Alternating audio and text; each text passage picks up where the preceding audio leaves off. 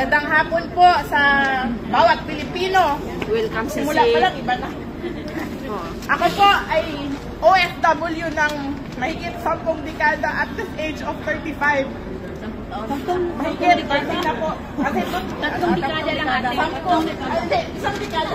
Sorry. I'm out of my mind, sorry. I traveled all the way from Seaton, Devon when I found out na may gathering tayo. This fight, ang laban na ito, hindi lang laban ni Tatay Digong. Laban ito ng bawat pobreng Pilipino. Yes! Laban ito ng bawat kinakawawa na Pilipino. Bakit? I am born and raised from Cotabato. Anak ng Maguindanao. Nag-aral ng Davao. Nasubukan ang Maranyang buhay. Hindi nga Maranya, ang peaceful na lugar ng Davao. Yung eskwelahan ko, malapit kami ng sementeryo. Mag-duty ako ng gabi, uuwi ng madaling araw. Buhay akong nakakarating at buhay akong babalik. Nasubukan ko.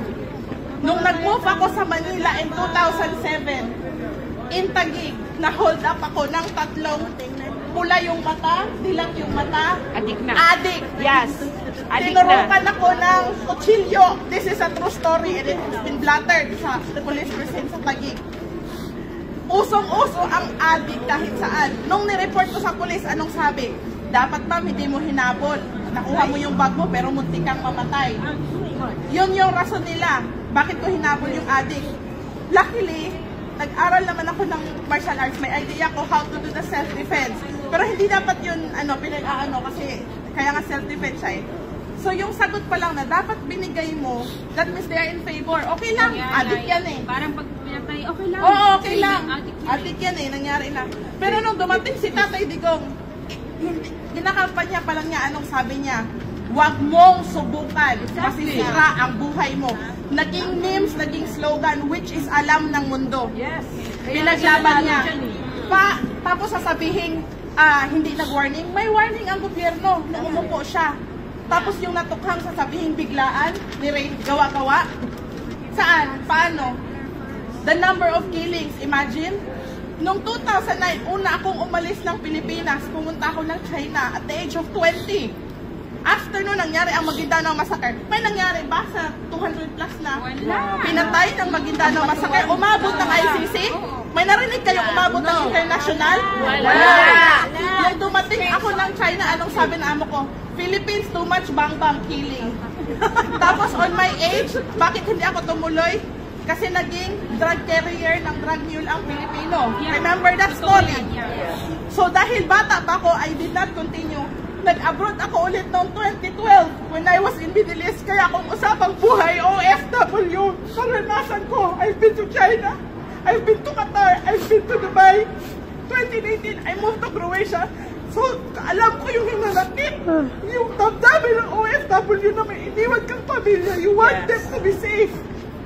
Na hindi naiintindihan ng mga elitistang nasa gated subdivision, may hatid sundo, hindi dumadaan sa eskinita. Kasi sila may bodyguard. Tayo, anak natin, yung future natin. Tama ba yung nangyayari ngayon? Na yung kapwa nating Pilipino is surrender mo sa ibang bansa? Hindi. Kahit ilang yun para saan ang pinaglaban nating kasarinlan, kalayaan ng Pilipinas 330 years ago mula sa Spaniards, mula sa mga Amerikano. Tapos ngayon, ibibigay mo sa Europeano? Ano ka? Bobo? Gabong bagan! Bongbong bagan! Bongbong bagan! Kaya kailangan bagan! Dapat gawin natin yung petition sa ICC na mag-petition tayo. May mga kumakalat na link ngayon to petition Tatay Digong kasi yung matandang yan, sinakripisyo niya yung buhay niya kapalit sa atin. Yes. Hindi niya sinabi yung mga pangalan pulis, oh yan yung nagpatay, yan yung nagpatay. Anong sabi niya? Akuin ko. Ako ang bahala, sasagutin ko, haharapin ko. Alam niya na. He's on his sunset right now. Hindi niya na kailangan ng pa-chill-chill. Basta nagawa niya yung para sa mga Pilipino. Kaya hindi talaga mabigat. Tuwing nakikita natin yung mga ganong video, Kasi galing tayo sa laylayan. Kung may mayaman man sa inyo, siguro wala kayo dito ngayon. Siguro naka-gated subdivision lang kayo mula nung pinanganak kayo with golden spoon and fork. Pero hindi, kasi galing tayo sa Magalita, galing tayo sa baba. Nagsumikap tayo, mabahay natin sila ng maayos. Kasi ang Pilipinas, napakadelikado na. Sisirain lang ulit ngayon, tapos sasabihin nilang walang crime index na tumataas. Eh araw-araw, the killing, sinaksak na 37 times. Yan ba yung mga safe ang Pilipinas ngayon? Walang takot ang mga adik ngayon. Uso sila ngayon. It's their time to shine. Kawawa doon ang mga bata. Kawawa yung mga susunod nating henerasyon. Hindi naman lahat tayo nadala yung pamilya dito. Pamangkin, anak, apo. Di mo alam one day, sila yung maka-experience ng kinakatakutan natin. Kasi hindi sila nakatira sa safe na bansa.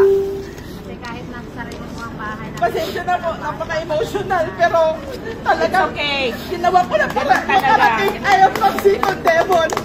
Ako yung naribaong bro.